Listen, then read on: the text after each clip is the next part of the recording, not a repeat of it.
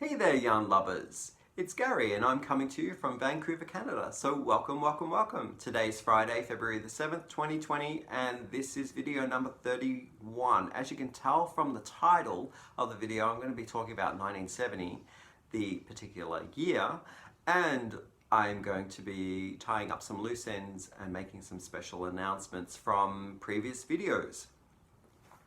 So I was cleaning up in the spare room and I came across this Arts Forum magazine which I purchased a while back at a flea market, and this issue is particularly the March 1970 issue, and I'm showing you the cover because, well, you're probably asking me, why is he showing me this art magazine?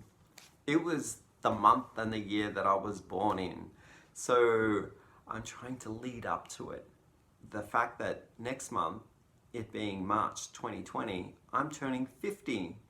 So yeah, I feel great about it. I have some questions out there for people who may have passed their 50th year as well, and would love to get your comments on it.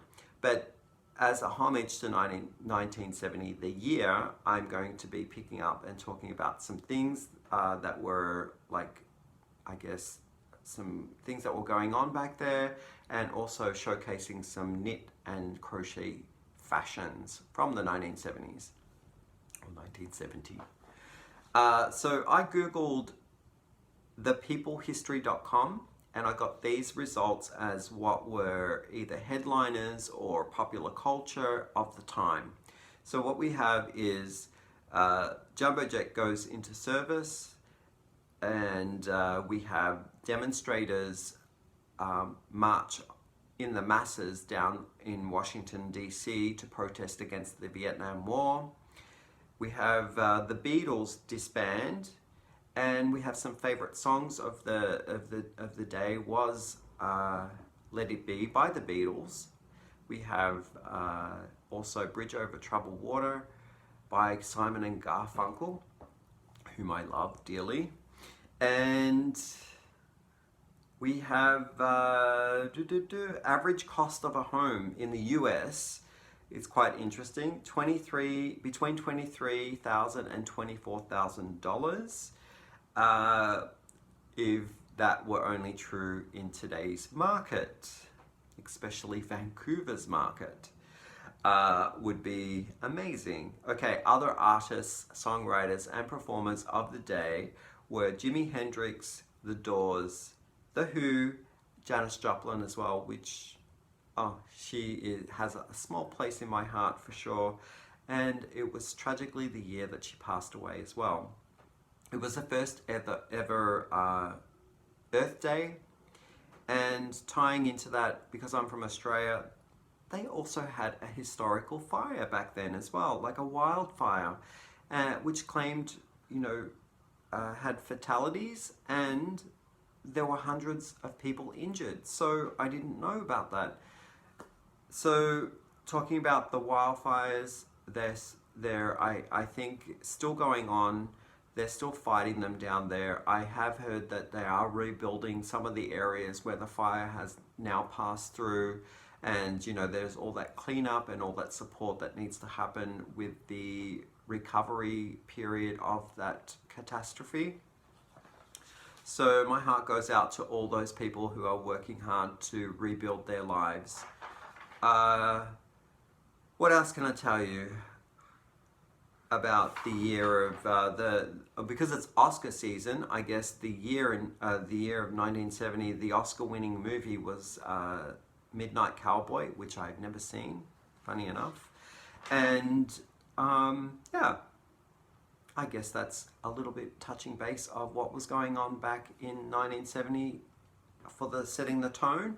And now I googled what the kind of fashion was for knit and crochet back in 1970, and we have these beautiful bold stripes, loud color work in garments.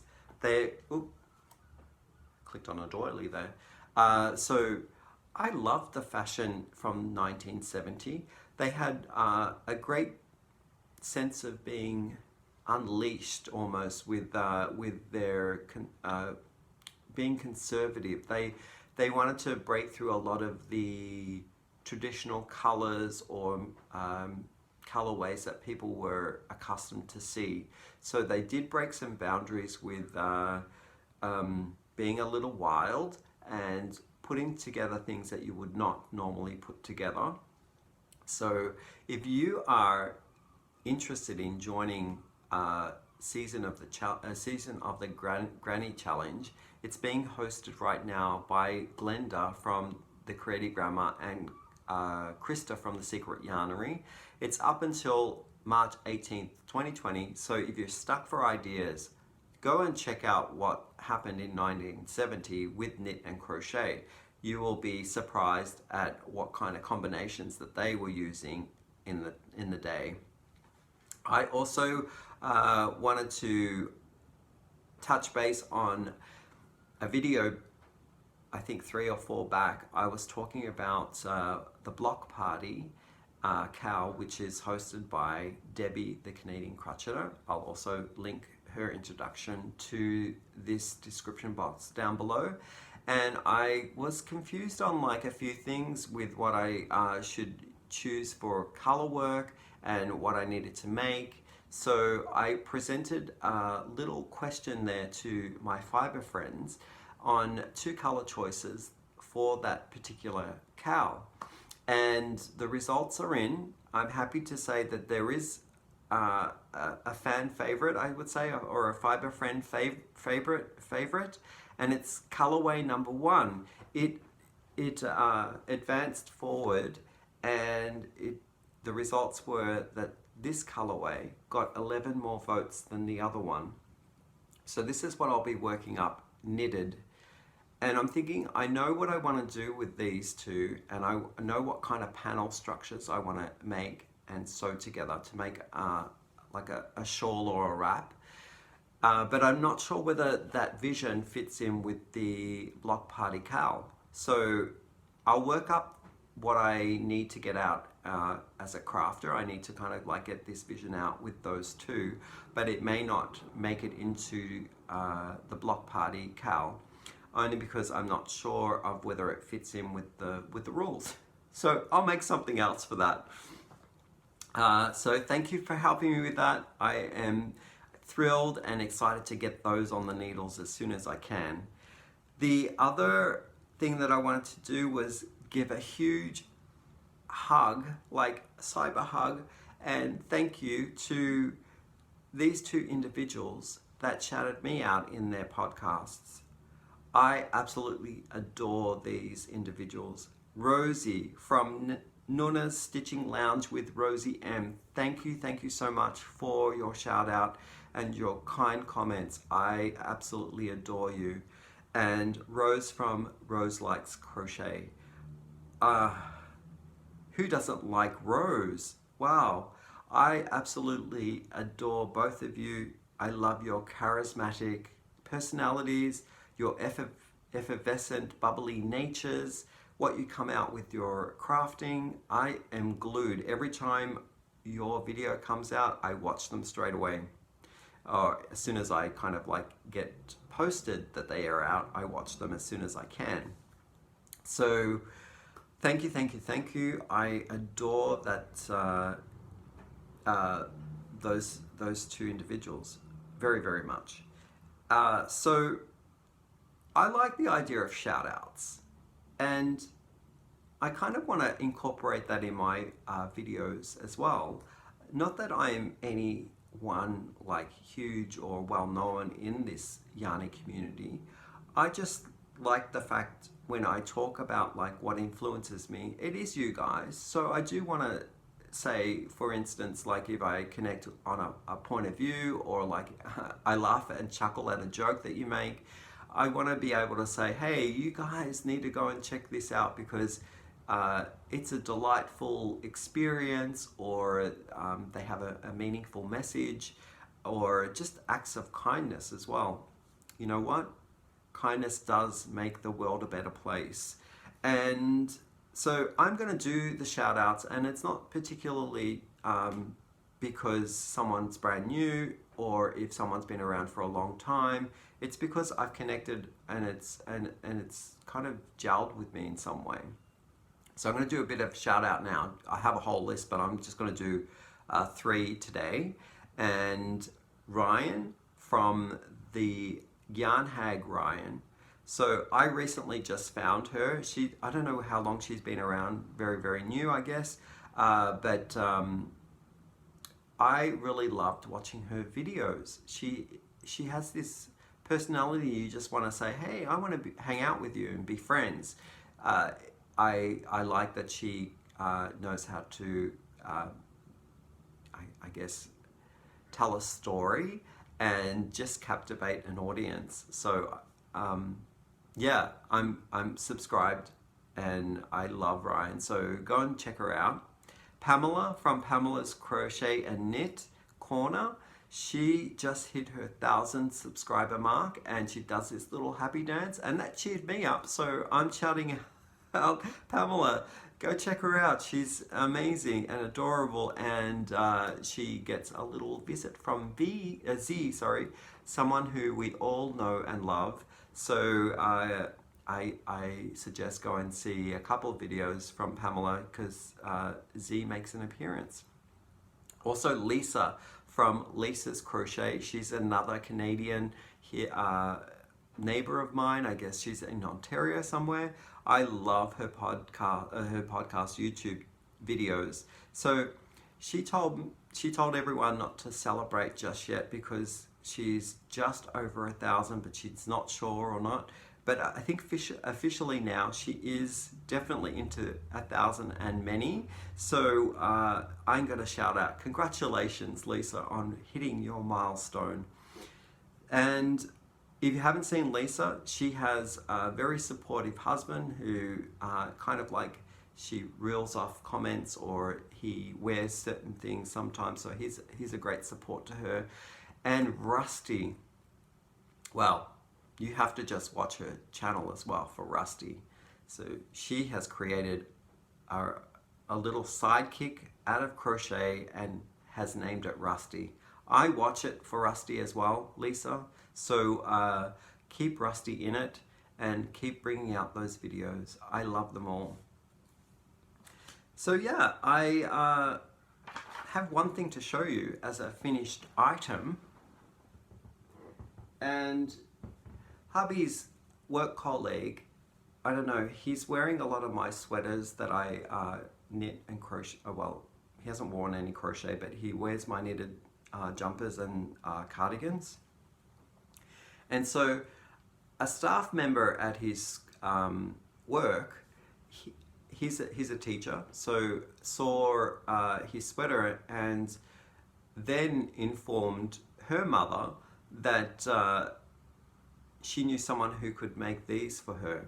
So I had a pattern given to me. She supplied me with yarn. So I've used this Soft Essentials from Red Heart, and she supplied what they call, I guess they're called stitch holders.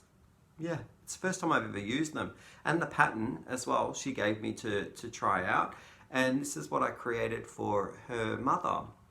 Now, I believe she's in her 80s, and she gave me a few skeins of color to create a few of these neckties with, so they're neck warmers. And what they do is they kind of like, my first ever time using stitch holders, have this little loop in there. So you tie it through, it goes through the loop, and this is the whole thing. Yeah. So I'm going to make her a few more in different colorways. And the pattern, where are you? I think it fell on the ground. There it is. This is a pattern from Comfy Cozy Hand Knits by Phyl. And that's what it looks like on the pattern. I won't show you because I don't know whether it's paid for pattern. But this pattern was gifted and it will go back in with the scarves when they're done. So yeah, that's a little bit about my shout outs. I did my thank yous and I talked about the 70s and turning 50. Oh, I have a question for you guys as well. So my question is, I know that I just started in March of last year, so I'm reaching my first year of knitting crocheting, and I didn't really have a huge stash, so I'd walk down to Michael's and I'd buy my stash as I needed it. So I would buy whatever, like 2 skeins at a time, and then it got to maybe when I was doing a jumper, I did 3 or 4 skeins, 6 skeins, and now I'm actually established a bit of a collection because I've been buying online, and I've been really influenced by choices from the unboxings that are happening through the video. But is it a midlife crisis when I don't know when to stop? I'm kind of hooked. I see all this other yarn now in my head. I have still got so many to get, but I don't necessarily need them. But I want them in my collection. Maybe I'm a frustrated librarian. I don't know, like I need a catalog, and I need to build on what I have right now. And I might get to the point where I'm going to teeter into, I don't have the time in my life to actually use all this yarn. So I kind of am weighing up some options here, and I need to hear from my fiber friends whether or not I should be concerned whether it's a midlife crisis, or whether it's something that it's a phase I'm going through, and I will stop as soon as I don't run out of room or funds. So I'd love to hear your point of view. Am I going through a midlife crisis or not? Will this be a thing that passes? Please help me. And with that, because I put away my yarn reveal or yarn unboxing bagging from the other day, I was like saying, am I ever going to get to these? I don't know whether I'll get to that. And I thought to myself, some of these yarns that I have gotten, I've either grown out of the idea of using them, or they were from a mystery box that I thought I'll put that away for a project that I think I might make, or I'll save that for a day. So I don't think I'm ever going to get to the ones that I'm doing that, because if I'm really drawn to a project, I want to grab it straight away and I want to work with it. So I have like these little garment bags made up of like, this is my next one, I bag that up, I've got that project, this is the next one. And then there are those ones that are kind of like I sit and look at and squish and love. And then those are questionable ones where I don't know whether I'll use them. They're great yarn, there's nothing wrong with them. But I was thinking, to commemorate me turning 50, I'm going to give away some of my, I'm going to gift some of my like yarn to one winner. And I think, what a better way to do that than maybe the start of March or something. So I'm building up towards putting all those yarns into a bag I started, and I'm going to be opening that up for my subscriber Yarny friends in a video down the way. I don't really even know what the rules or regulations are, so I've got to look into all of that and what I need to say about, like, you know, the disclaimer part. So give me a couple of weeks and to put that together, but I'm very excited about doing that for my 50th. And also, I don't really care too much for the numbers. I do like subscribers, like my channel to grow, but I don't mind if it's like 10 for like maybe a whole week, or if it's 5 for a whole week. It doesn't matter to me about like the number of the growth. But I did look the other day, and I have to say, I'm really shocked. Oh my God, I am at like 400 and something right now. Hubby is really excited when he comes home and he tells me, oh my God, you got another 10, or you got another 5. Oh my God, like, what's going on? And I'm really excited. So it's a whole family thing. that happens when we make the discovery that there's been a shout out or the channel does grow. So yeah, I want to say that it might coincide with my 500 subscribers too. We never know. So with that, I have that's it. Not much yarn to talk about, just sort of like a chit chat, and I will catch you in the next video. Bye for now.